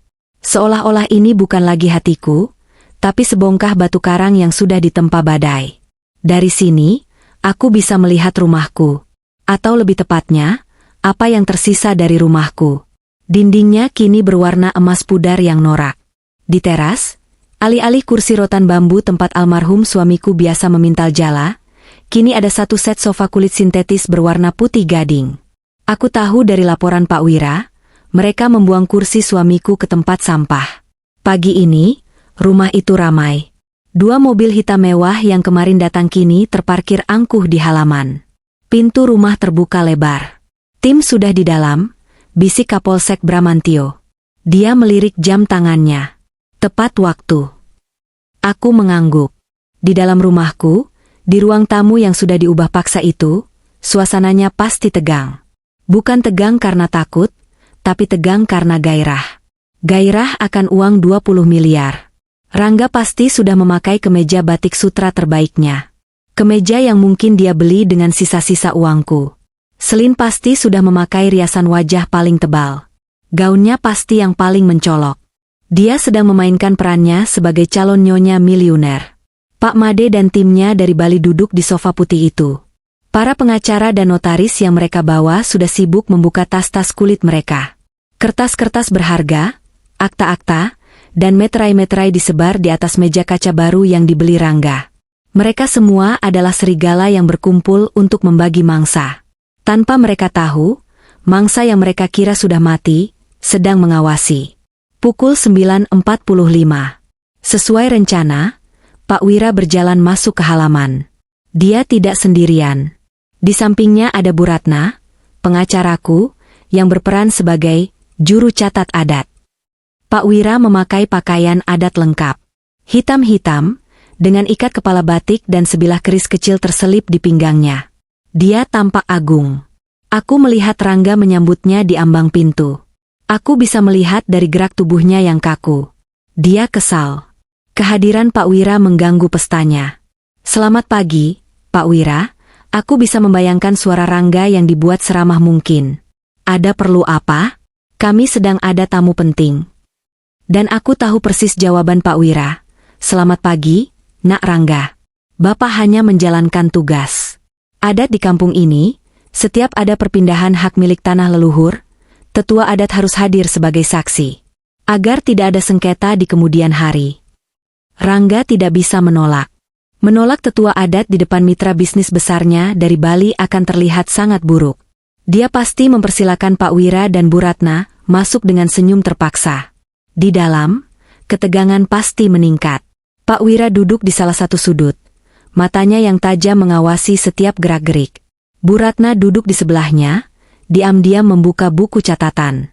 Baik, bisa kita mulai? Suara notaris pasti terdengar memecah keheningan. Para pengacara dari kedua belah pihak mulai bicara. Membacakan pasal-pasal. Memeriksa ulang nomor sertifikat. Sertifikat palsu yang dibuat atas nama Rangga. Lalu, momen puncaknya tiba. Aku membayangkannya dengan jelas. Salah satu asisten Pak Made membuka sebuah koper aluminium kecil. Bukan, koper itu bukan berisi uang tunai. Itu terlalu kuno. Isinya adalah selembar kertas. Tapi kertas itu bernilai 20 miliar. Sebuah cek. Cek tunai dari bank besar. Notaris meletakkannya di tengah meja. Di samping tumpukan akta jual beli. Semuanya sudah sesuai, kata Pak Made. Suaranya berat dan berwibawa. Pihak kami sudah memeriksa keaslian sertifikat di Badan Pertanahan. Semuanya bersih atas nama Pak Rangga. Tentu saja bersih. Rudi dan jaringannya di dalam sudah membersihkan jalannya. Cek ini akan cair begitu notaris memberikan salinan aktanya pada kami. Lanjut Pak Made. Mata Rangga dan Selin pasti terpaku pada cek itu. 20 miliar. Angka nolnya begitu banyak. Bagi mereka, itu bukan hanya uang. Itu adalah tiket kebebasan. Tiket ke Singapura. Tiket untuk lari dari semua hutang, lari dari masa lalu. Lari dariku. Notaris tersenyum. Baik, kalau begitu. Waktunya penanda tanganan. Dia menyodorkan lembar asli akta jual beli itu ke depan Rangga. Akta yang akan mengalihkan tanah leluhurku secara sah ke tangan developer Bali. Silakan, Pak Rangga, kata notaris itu. Tanda tangan di sini, di atas meterai. Notaris itu menyodorkan pulpennya. Tapi Selin menahannya. Pakai ini, sayang, katanya. Dia mengeluarkan sebuah pulpen dari tas tangannya. Pulpen mahal berwarna emas. Hadiah yang mungkin dia siapkan khusus untuk momen ini. Rangga mengambil pulpen itu. Tangannya pasti sedikit gemetar. Aku bisa merasakannya. Disinilah puncaknya. Seluruh hidupnya dipertaruhkan pada satu goresan tinta. Dia membuka tutup pulpen emas itu. Dia mencondongkan tubuhnya ke depan. Dia menatap Selin, yang tersenyum lebar, matanya berbinar. Dia menatap Pak Made, yang mengangguk singkat, menyiratkan, selamat datang di klub orang kaya. Dia menatap Pak Wira, yang duduk diam seperti patung, tapi matanya berkilat seperti mata elang. Rangga mengabaikan Pak Wira. Dia kembali fokus pada kertas di depannya. Dia menarik napas. Dia menurunkan ujung pulpen itu. Ujung pulpen emas itu hampir menyentuh kertas. 1 milimeter lagi. 1 detik lagi. Dan semuanya akan selesai. Pukul 10. Tepat. Di dalam ruangan, Pak Wira berdiri. Dung. Dia menghantamkan ujung tongkat kayunya ke lantai ubin yang baru. Suaranya keras. Mengejutkan. Semua orang menoleh padanya. Ada apa, Pak Wira? Tanya Rangga, gusar. Pulpennya terhenti di udara. Tolong jangan ganggu. Saya harus, kata Pak Wira, suaranya menggema. Dan saat itulah sinyalnya. Kapolsek Bramantio menepuk pundakku. Sekarang, kami tidak berlari. Kami berjalan. Bramantio di depanku, aku di belakangnya. Kami berjalan lurus, melewati halaman, naik ke teras yang lantainya sudah diganti. Brak! Kapolsek Bramantio tidak mengetuk. Dia mendorong pintu kayu jati itu hingga terbuka lebar, membentur dinding emas yang norak. Seluruh ruangan membeku. Musik imajiner di kepala Rangga dan Selin berhenti mendadak. Waktu berhenti. Pak Made dan timnya berdiri. Siapa ini? Apa-apaan ini? Notaris itu ternganga. Tim polisi yang menyamar di dalam ruangan segera bergerak. Mereka tidak lagi berpura-pura. Mereka berdiri di setiap pintu keluar. Tapi aku tidak peduli pada mereka. Aku hanya peduli pada 2 orang. Rangga dan Selin. Aku melangkah masuk, melewati Kapolsek Bramantio. Aku berdiri di ambang pintu. Cahaya matahari pagi dari luar menerpa punggungku, membuatku tampak seperti siluet. Selin adalah yang pertama bereaksi. Wajahnya yang dipoles riasan tebal itu tiba-tiba berubah. Dari senyum kemenangan, menjadi bingung, lalu menjadi pucat pasi. Lebih pucat dari sofa kulit putih yang dia duduki. Dia menjatuhkan gelas minumannya. Prang! Apa-apa? Suaranya tercekat. Rangga lebih lambat. Dia masih menatap Pak Wira dengan kesal. Lalu dia menoleh ke arah pintu. Ke arah keributan. Matanya bertemu dengan mataku. Tidak ada kata-kata yang bisa melukiskan apa yang terjadi di wajah anakku saat itu. Warna hilang dari wajahnya. Seputih kertas. Pulpen emas yang dia pegang erat-erat, terlepas dari jemarinya yang lemas. Tuh. Pulpen itu jatuh ke atas akta jual beli, meninggalkan noda tinta biru kecil di atas garis tanda tangannya yang masih kosong. Mata Rangga melebar. Dan terus melebar. Mulutnya terbuka. Dia mencoba bicara. Tapi yang keluar hanya desisan udara. Hahaha. Dia gemetar. Seluruh tubuhnya bergetar hebat. Dia menunjuk ke arahku dengan jari yang kaku. Hantu. Bisiknya. Suaranya serak seperti kapur digerus. Hantu. Selin, yang kini ikut menatapku, memundurkan tubuhnya hingga terpojok di sofa. Dia menggelengkan kepalanya dengan cepat. Matanya liar. Tidak mungkin. Lalu dia berteriak. Jeritan yang melengking dan penuh kengerian. Hantu. Seperti lihat hantu. Aku mengambil langkah pertamaku masuk rumahku sendiri. Sandal kayuku berbunyi klak, klak, klak di lantai ubin yang dingin. Setiap langkah adalah paku di peti mati mereka. Aku berjalan pelan. Melewati Pak Made yang kebingungan. Melewati Kapolsek Bramantio yang berdiri tegak. Aku berhenti tepat di depan meja kaca. Aku memandangi cek 20 miliar itu. Aku memandangi akta jual beli yang ternoda tinta. Aku memandangi pulpen emas yang tergeletak. Lalu, aku mengangkat wajahku. Aku menatap lurus ke mata Rangga. Mata anakku yang kini penuh dengan teror yang tak terbayangkan. Aku tersenyum. Senyum yang tidak sampai ke mataku. Kau mau jual tanah ibumu? Kataku. Suaraku tenang, dingin, dan sangat jelas terdengar di ruangan yang hening itu. Yang bahkan belum kering kuburnya, Rangga. Keheningan yang mencekam itu pecah. Apa-apaan ini? Pak Made membentak. Dia bukan orang bodoh. Dia menatapku, lalu ke Rangga, lalu ke cek 20 miliarnya. Siapa ibu ini? Ini penipuan. Rangga, jelaskan. Rangga tidak bisa menjelaskan. Dia masih di dunianya sendiri. Dunia di mana orang mati berjalan kembali. Kapolsek Bramantio yang mengambil alih. Dia melangkah maju, lencananya berkilat di dadanya. Tenang. Suaranya menggelegar, memotong semua kebingungan. Saya Kapolsek Bramantio. Semuanya tenang. Tidak ada yang bergerak. Dua petugas berpakaian preman yang tadi menyamar sebagai staf, kini berdiri di belakang Rangga dan Selin. Tangan mereka sudah siap di pinggang. Ini, Kapolsek Bramantio menunjukku, adalah Ibu Indira, pemilik sah tanah ini, yang masih hidup dan sehat walafiat. Pak Made terhuyung mundur. Apa? Tapi sertifikatnya kami sudah periksa. Anda ditipu.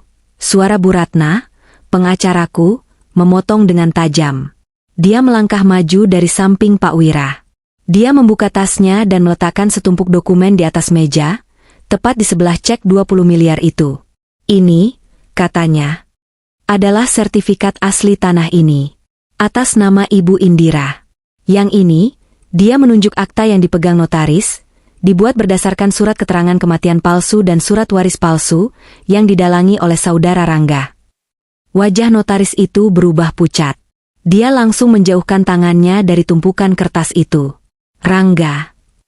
Pak Made menggeram. Jadi ini permainanmu. Tapi sebelum Pak Made bisa melangkah lebih jauh, Pak Wira menghantamkan tongkatnya lagi. Dung. Diam. Suara Pak Wira, sebagai tetua adat, memiliki bobot yang berbeda. Semua orang menoleh padanya.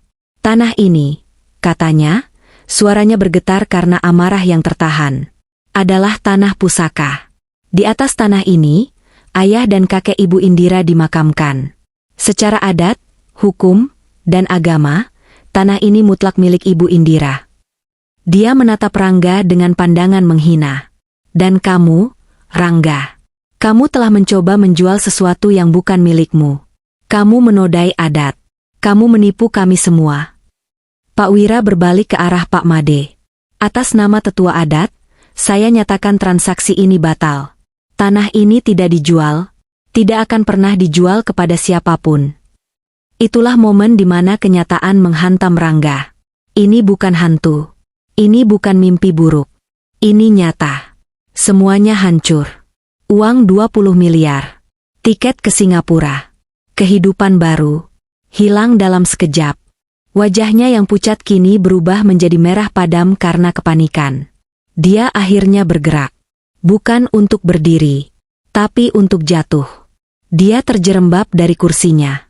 Dia jatuh ke lantai. Dan dia merangkak. Dia merangkak di lantai ubin yang dingin, melewati kaki meja kaca, menuju ke tempatku berdiri. Ibu. Isaknya. Air mata, lendir, dan keringat bercampur di wajahnya. Dia tidak lagi terlihat seperti calon miliuner. Dia terlihat seperti apa adanya, seorang pecundang yang menyedihkan. Ibu. Ampun, Bu. Ampun. Dia sampai di kakiku. Dia mencoba memegang pergelangan kakiku. Aku mundur selangkah. Dia mendongak, wajahnya hancur oleh tangis yang dibuat-buat atau mungkin nyata. Aku tidak peduli. Ibu. Ini salah paham, Bu. Ini semua bukan ideku. Ini dia. Ini Selin. Dia menunjuk Selin yang masih membeku di sofa. Dia yang meracuniku. Dia yang menyuruhku. Dia yang bilang ibu tidak akan setuju. Dia yang mendorong ibu. Selin tersentak dari pingsannya. Matanya menyala. Pembohong, jerit Selin. Dia melompat dari sofa. Kau yang bilang kau tidak tahan lagi hidup miskin. Kau yang bilang kapan tua bangka itu mati. Kau yang bilang hutang judimu menumpuk. Pengecut. Kau laki-laki pengecut. Mereka saling menyalahkan. Seperti anjing dan kucing yang bertengkar memperebutkan tulang. Rangga tidak peduli. Dia kembali fokus padaku. Ibu, percayalah padaku. Bu, aku anakmu. Aku anak kandungmu. Ibu, tolong aku. Bilang sama mereka ini salah paham. Ibu, tolong. Dia mencoba memeluk kakiku lagi. Dan di sanalah batas kesabaranku habis. Aku menatapnya. Manusia yang merangkak di kakiku ini. Yang memanggilku, Ibu. Salah paham. Aku mengucapkan dua kata itu. Pelan. Tapi seisi ruangan mendengarnya. Rangga berhenti menangis. Dia menatapku. Salah paham katamu, Rangga. Suaraku mulai bergetar. Bukan karena sedih. Tapi karena amarah yang akhirnya kulepaskan dari dasar perutku. Saat kau berdiri di tepi sungai itu, kataku, suaraku naik 1 oktav. Saat aku tergelincir dan kepalaku berdarah. Saat aku menggapai-gapai tanganku padamu. Meminta tolong. Apa itu salah paham? Rangga menggeleng. Ibu aku. Saat aku melihat matamu. Mata anakku. Dan aku melihatmu menarik kembali tanganmu atas perintah perempuan jalang itu. Membiarkanku tenggelam. Membiarkan ibumu mati. Apa itu juga salah paham? Wajah Rangga hancur. Saat kau pulang ke rumah ini, teriakku. Dan kau pasang wajah sedih palsumu. Kau adakan tahlilan untukku. Lalu kau dan dia tertawa-tawa di terasku. Merayakan kematianku. Apa itu salah paham? Saat kau bayar saksi palsu. Saat kau suap oknum kecamatan. Saat kau palsukan surat kematianku. Saat kau buang foto ayahmu ke gudang seperti sampah. Saat kau coba jual tanah ini dan kabur. Aku maju selangkah. Dia mundur ketakutan. Apa itu semua salah paham, Rangga? Aku menatapnya, lurus ke matanya yang kini penuh kengerian. Seketika kubalas kau, anak durhaka. Aku berbalik dari dia. Aku tidak mau melihat wajahnya lagi. Bu Ratna melangkah maju, seolah itu adalah isyaratnya. Kapolsek, katanya. Klien saya, Ibu Indira, secara resmi mencabut semua hak waris atas nama Rangga. Semua aset ini akan kembali ke tangan Ibu Indira. Dan kami akan menuntut saudara Rangga dan saudari Selin atas pasal berlapis. Percobaan pembunuhan, pemalsuan dokumen negara, dan percobaan penipuan skala besar. Kapolsek Bramantio mengangguk. Itu lebih dari cukup. Dia memberi isyarat kepada anak buahnya. Borgol mereka berdua. Petugas bergerak. Saat itulah Rangga dan Selin sadar ini adalah akhir. Tidak. Ibu. Jangan lakukan ini. Ibu. Rangga meratap. Dia tidak lagi merangkak. Dia ditarik paksa untuk berdiri. Lepaskan aku. Selin menjerit. Dia mulai melawan, mencakar, menendang. Aku tidak bersalah. Lepaskan. Aku punya pengacara. Kalian akan aku tuntut. Bawa mereka, kataku pada Kapolsek Bramantio.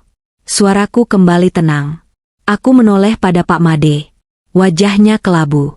Dia baru saja kehilangan investasi besar, tapi dia juga baru saja diselamatkan dari kerugian 20 miliar. Pak Made, kataku. Saya minta maaf Anda harus terlibat dalam drama keluarga ini. Silakan ambil kembali cek Anda. Dan seperti kata Pak Wira, sebaiknya Anda dan tim Anda kembali ke Bali. Aku menatapnya tajam. Tanah ini tidak untuk dijual. Pak Made mengangguk kaku. Dia tidak bicara. Dia hanya memberi isyarat pada asistennya untuk mengemasi barang-barang mereka. Cek itu diambil kembali. Mereka pergi dari rumahku dengan cepat. Tinggallah aku, Pak Wira, Bu Ratna, dan Kapolsek Bramantio. Dan 2 anak durhaka yang sedang diseret keluar dari pintu depan. Ibu. Aku anakmu. Ibu. Suara Rangga semakin menjauh. Aku tidak menoleh. Aku berjalan pelan. Melewati sofa putih yang norak. Melewati meja kaca.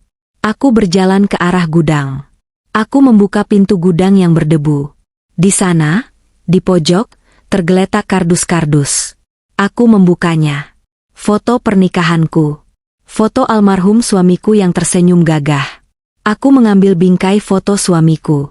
Aku membersihkan debunya dengan ujung kebayaku. Sudah selesai, Mas, bisikku. Rumah kita aman sekarang. Di luar, aku mendengar suara pintu mobil polisi ditutup. Lalu suara sirene yang perlahan menjauh, membawa pergi penyakit dari rumah ini. Sirene polisi itu perlahan menjauh, lalu hilang. Meninggalkan keheningan yang peka di dalam rumahku.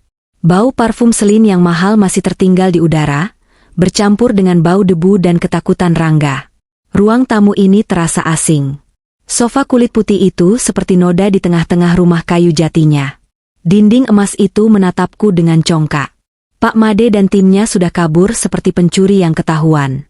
Notaris yang pucat pasi itu buru-buru mengemasi stempelnya, meminta maaf berkali-kali padaku dan Kapolsek Bramantio, lalu pergi. Kini, tinggallah aku, Pak Wira, Bu Ratna, dan Kapolsek Bramantio. Semuanya sudah beres, Bu Indira, kata Bu Ratna pelan. Dia merapikan dokumen-dokumenku yang asli. Secara hukum, Anda kembali. Sertifikat palsu itu akan dibatalkan pengadilan. Hak Anda utuh. Terima kasih, Bu Ratna. Terima kasih, Bram, kataku pada Kapolsek. Sudah tugasku, Indira, kata Kapolsek Bramantio. Mereka tidak akan lolos. Ini kasus besar. Mafia tanah, pemalsuan, percobaan pembunuhan. Hukumannya akan sangat berat. Mereka pamit. Pak Wira mengantar mereka ke depan. Aku sendirian di ruang tamuku. Aku berjalan menyentuh sofa putih itu. Dingin. Sintetis. Bukan seperti kursi rotan hangat peninggalan suamiku. Aku melihat ke dinding. Dinding tempat dulu foto pernikahanku tergantung. Sekarang hanya cat emas polos yang norak. Rumahku telah dinodai. Pak Wira masuk kembali. Dia menatapku. Kamu tidak apa-apa, Indira? Aku menggeleng. Aku tidak apa-apa, Wira. Tapi rumah ini sakit. Rumah ini harus diobati. Apa yang mau kamu lakukan? Aku mau rumahku kembali, kataku. Sekarang juga. Pak Wira mengerti. Dia keluar ke teras dan memukul kentongan kayu besar di sudut halaman. Kentongan yang biasa digunakan untuk memanggil warga jika ada bahaya atau ada kerja bakti. 3 kali pukulan panjang. Tidak sampai 15 menit, tetangga-tetanggaku mulai berdatangan. Mereka datang dengan wajah cemas, membawa golok, cangkul, apa saja. Mereka mengira ada perampok atau kebakaran. Mereka berhenti di halaman. Mata mereka melebar. Mereka melihatku. Aku berdiri di teras. Dengan kebaya biruku. Bu Indira, Bey Lastri, tetangga sebelahku, yang paling pertama membuka suara. Tangannya yang memegang sapu lidi bergetar. Tapi, tahlilan? Saya tidak jadi mati, Bey, kataku. Seluruh kampung gempar. Mereka berkerumun. Mereka menangis. Mereka memelukku. Mereka tidak percaya. Jadi, yang di sungai itu rencana, kataku pelan. Rencana anakku. Aku tidak perlu menjelaskan lebih banyak. Mereka sudah melihat mobil polisi yang membawa Rangga dan Selin. Kabar di desa sekecil ini menyebar lebih cepat daripada api. Wajah mereka yang tadinya bahagia melihatku, kini berubah menjadi marah. Anak durhaka. Perempuan ular itu. Kurang ajar. Bu Indira yang baik begini dibalas air tuba. Bey Lastri menatap ke dalam rumahku. Dia melihat sofa putih itu. Dia melihat dinding emas itu. Astaga, desisnya. Mereka sudah berani mengubah rumah ini. Seperti raja. Itulah, kataku. Aku butuh bantuan. Aku tidak kuat membersihkan rumah ini sendirian. Itu saja yang perlu kukatakan. Kemarahan para perempuan di desaku adalah tenaga yang luar biasa. Sikat, Bu, teriak Bey Lastri. Ambil sikat dan air sabun. Kita keroket sialan ini. Jang, panggil Bey Lastri pada suaminya. Panggil bapak-bapak. Angkat sofa ini. Buang. Bakar saja sekalian. Dalam sekejap, rumahku menjadi pusat gotong royong terbesar yang pernah ada di desa ini. Bapak-bapak beramai-ramai mengangkat sofa putih itu. Mereka membawanya ke pantai. Bukan untuk dibakar, tapi Pak Wira menahan mereka. Taruh di balai desa. Biar jadi tontonan. Biar jadi lambang keserakahan. Para perempuan, dipimpin Bey Lastri, masuk dengan ember-ember air. Mereka mulai menggosok dinding. Cat emas itu susah hilang, tapi semangat mereka lebih keras. Aku berjalan ke gudang. Pak Wira mengikutiku. Aku membuka pintu. Di sanalah harta karunku. Kursi rotan almarhum suamiku. Meja kayu jati kecilku. dan kardus berisi foto-fotoku. "Tolong, Wira," kataku. "Bantu aku bawa ini kembali." Pak Wira dan beberapa bapak-bapak mengangkat kursi rotan itu. Mereka membawanya masuk. Saat kursi itu diletakkan kembali di tempatnya semula, di ruang tamu, aku baru bisa bernapas. Rumahku mulai kembali. Aku mengambil foto pernikahanku. Aku mengambil foto suamiku. Aku membawanya ke ruang tamu, di mana para ibu-ibu masih sibuk mengeroket. "Minggir sebentar," kataku. Aku mengambil paku. Aku mengambil palu. Tuh. Aku memaku dinding itu sendiri. Aku menggantungkan kembali foto suamiku. Tepat di tempatnya semula. Aku menatapnya. Dia tersenyum. "Aku pulang, Mas," bisikku. Hari itu, kami bekerja sampai sore. Dinding emas itu tidak bisa bersih total, tapi sudah luntur. Sudah pudar. Seperti kejayaan palsu yang diimpikan Rangga. Rumahku kembali diisi perabot lamaku. Baunya kembali seperti dulu. Bau kayu jati, bau pandan dari tikar, dan bau masakan Bey Lastri dari dapur, yang memasak untuk semua orang. Malam itu, aku tidak tidur di paviliun Pak Wira. Aku tidur di kamarku. Di ranjangku sendiri. Aku menangis. Bukan tangis kesedihan. Bukan tangis amarah. Tapi tangis kelegaan. Aku telah merebut kembali hidupku. 1 tahun berlalu. Kehidupan di desa kami kembali normal. Tapi ada yang berubah. Aku tidak lagi hidup hanya untuk diriku sendiri. Pengkhianatan Rangga membuka mataku. Aku tidak punya ahli waris. Anakku satu-satunya telah memilih jalannya sendiri di penjara. Jadi, apa gunanya tanah 20 hektar ini? Jika aku mati besok, siapa yang akan menjaganya? Developer lain seperti Pak Made akan datang lagi. Dan mungkin, tidak akan ada Pak Wira atau Kapolsek Bramantio yang menghentikan mereka. Aku berdiri di pantai. Di batas tanahku. Pak Wira berjalan menghampiriku. Dia kini jauh lebih tua, tapi langkahnya masih tegap. "Melamun lagi, Endira?" Aku tersenyum. Berpikir, "Wira." "Berpikir apa?" "Tanah ini," kataku sambil memandang lautan. "Selama ini aku menjaganya dari orang. Aku menjaganya dari Rangga, dari Pak Made, dari keserakahan. Aku salah." Pak Wira menatapku, bingung. "Seharusnya," lanjutku, "aku menjaga tanah ini untuk orang." "Apa maksudmu?" "Aku tidak akan menjualnya. Tapi aku juga tidak akan mendiamkannya. Aku mau tanah ini hidup. Aku mau tanah ini memberi. Aku menoleh padanya. Aku mau membangun sekolah, Wira." Mata Pak Wira melebar. "Bukan sekolah biasa. Bukan sekolah yang mengajarkan anak-anak untuk pergi ke kota dan jadi seperti Rangga." Aku menelan ludah. "Aku mau membangun sekolah pesisir. Sekolah untuk anak-anak nelayan di kampung ini. Aku akan pakai sisa tabunganku yang Rangga tidak tahu itu." Lanjutku, "Kita bangun pendopo kecil di sana, di bawah pohon waru. Kita ajari mereka membaca. Tapi kita juga ajari mereka tentang laut. Tentang cara merawat jaring. Tentang cara membaca bintang. Tentang adat dan rasa hormat pada alam.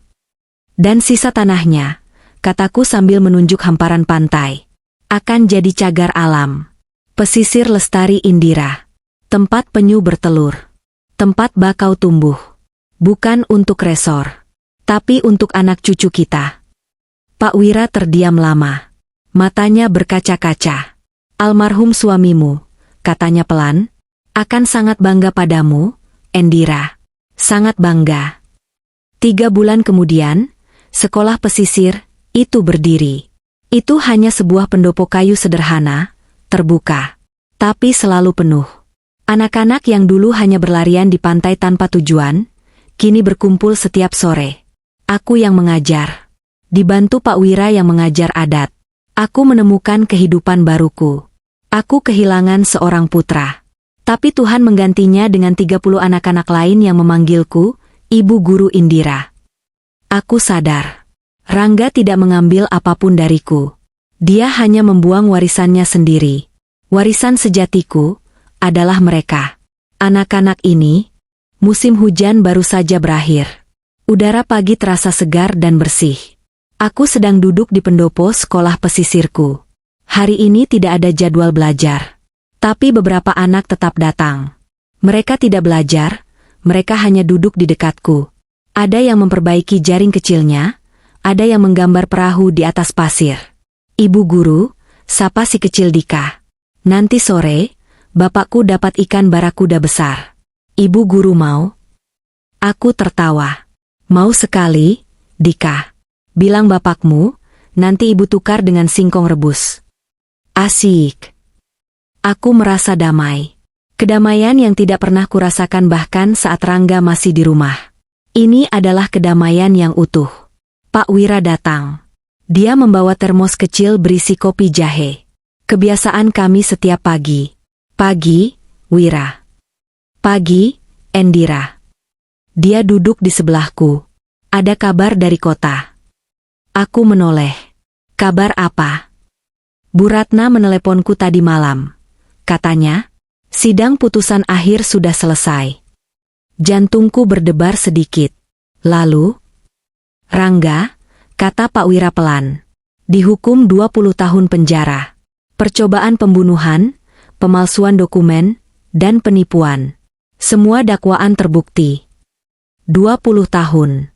Dia akan keluar saat usianya sudah sama sepertiku sekarang. Lalu Selin? Perempuan itu, Pak Wira mendengus. Dia dihukum 15 tahun. Ikut serta membantu. Dia terbukti yang merencanakan banyak hal. Dan Rudi, si oknum kecamatan. 7 tahun. Dan 2 saksi palsu itu, masing-masing 2 tahun. Hukum telah berjalan. Keadilan telah ditegakkan. Aku menghela napas panjang. Aku tidak merasa senang. Tapi aku merasa lega. Selesai. Bab itu sudah benar-benar ditutup. Sudahlah, kataku. Jangan bicarakan mereka lagi. Kopinya mana? Nanti keburu dingin. Kami minum kopi dalam diam. Menikmati pemandangan laut yang tenang. Sekitar 1 jam kemudian, aku dan Pak Wira berjalan kembali ke desa. Anak-anak berlarian di depan kami. Kami harus mampir ke warung Bey Lastri untuk mengambil pesanan gula merah. Warung Bey Lastri ada di pinggir jalan utama desa. Satu-satunya jalan beraspal yang menghubungkan desa kami dengan kota kabupaten. Saat kami sedang menimbang gula, sebuah kendaraan besar melintas. Kendaraan itu melambat. Itu bukan truk ikan. Itu bukan minibus. Itu adalah bus besar berwarna oranye tua. Mobil tahanan. Jendelanya berterali besi. Aku pernah melihat mobil seperti ini sekali. Saat mereka membawa Rangga pertama kali. Mobil itu berhenti tepat di seberang warung. Mungkin mesinnya panas. 2 orang petugas berseragam turun dari depan, membuka kap mesin. Aku terpaku. Tanganku yang memegang kantong gula merah berhenti di udara. Pak Wira menyentuh lenganku. Endira? Aku tahu apa yang dia pikirkan. Aku menatap bus itu. Ada banyak wajah di balik terali besi. Wajah-wajah kuyu para pesakitan. Lalu, aku melihatnya. Di salah satu jendela. Di baris kedua. Dia sedang menatap keluar. Rangga. Wajahnya ya Tuhan. Dia tidak lagi gemuk dan penuh percaya diri seperti saat terakhir kulihat. Dia kurus. Sangat kurus. Pipinya cekung. Rambutnya dicukur nyaris botak. Dia memakai seragam tahanan berwarna biru lusuh, bukan oranye. Mungkin seragam penjara kota. Dia tampak 10 tahun lebih tua. Kosong. Dia menatap ke arah warung. Tapi dia tidak melihatku. Dia melihat anak-anak nelayan yang sedang tertawa-tawa di depan warung. Dika dan teman-temannya. Dia menatap mereka. Lalu dia menunduk. Di sebelahnya, ada perempuan. Rambutnya yang dulu pirang dan indah, kini tumbuh hitam di pangkalnya. Acak-acakan. Wajahnya kotor. Tanpa riasan, dia terlihat biasa saja. Penuh benci dan kelelahan. Selin. Dia juga menatap keluar. Dia melihatku. Matanya menyipit. Dia mengenaliku. Dia menyikut Rangga. Keras. Rangga mengangkat kepalanya. Matanya mencari-cari. Dan matanya bertemu dengan mataku. Dunia berhenti berputar. Kami saling menatap. Dipisahkan oleh jalan berdebu dan terali besi. Ibu dan anak. Dia melihatku. Berdiri tegak. Sehat. Memakai kebaya yang rapi. Terlihat damai. Dikelilingi oleh anak-anak yang tertawa. Dia melihat Pak Wira di sampingku. Dia melihat kehidupan yang berjalan normal tanpanya. Dia melihat semua yang telah dia buang. Wajahnya hancur. Bukan tangisan palsu seperti di ruang tamuku. Ini adalah kehancuran total seorang pria. Dia tidak memohon. Dia tidak berteriak. Dia hanya membuang muka. Dia berbalik, menatap ke bagian dalam bus yang gelap. Dia tidak sanggup lagi melihatku. Dia malu. Petugas selesai memeriksa mesin. Mereka naik kembali. Bus itu menderu, lalu perlahan berjalan lagi. Membawa Rangga dan Selin pergi. Mungkin dipindahkan ke penjara lain yang lebih besar. Aku terus menatap bus itu sampai hilang di tikungan. Seluruh desa hening. Bey Lastri, Pak Wira, semua yang ada di warung, menahan napas. Mereka semua melihatnya. Aku masih berdiri mematung. Lalu, aku merasakannya. Sesuatu bergejolak di dalam dadaku. Bukan sedih. Bukan marah. Bukan kasihan. Sesuatu yang lain. Aku teringat. Aku teringat wajah Selin yang sombong. Pulpen emas. Sofa putih. Dinding emas. Tawa mereka di terasku. Rencana mereka ke Singapura. Cek 20 miliar. Dan aku melihat mereka barusan. Kucel. Kurus. Putus asa. Di dalam bus tahanan yang bau. Perbedaannya, kontrasnya, begitu tajam. Begitu menggelikan. Sebuah senyuman kecil tersungging di bibirku. Pak Wira menatapku cemas. Endira? Senyuman itu melebar. Aku tidak bisa menahannya. Aku tertawa. Bukan tawa keras. Tapi tawa kecil yang keluar dari perutku. Tawa yang sangat lega. Hahaha. Bey Lastri dan Pak Wira saling pandang. Mereka pikir aku sudah gila. Kamu kenapa, Endira? Tanya Pak Wira.